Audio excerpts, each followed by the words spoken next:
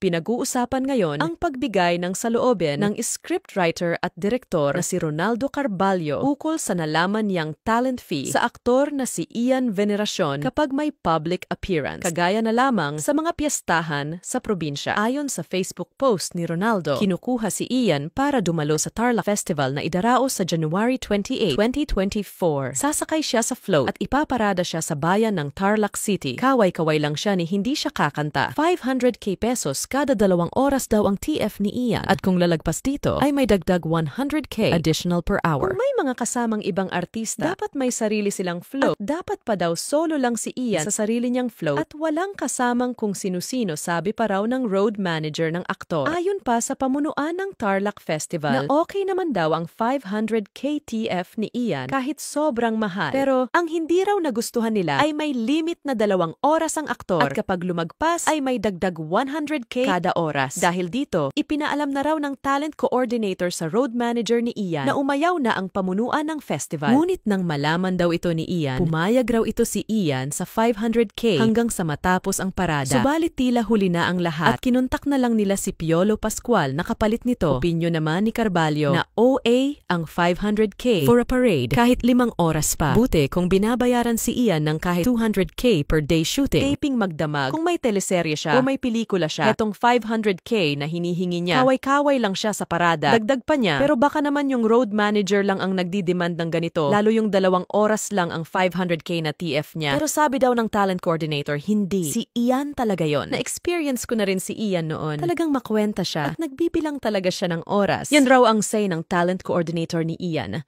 But this is where our video ends. At kung nakarating ka sa parte ng video na ito, sana ay nasulit namin ang oras mo, kaibigan. Stay tuned dahil update ka namin sa mga latest and legit happenings dito sa social media at see you sa ating next upload.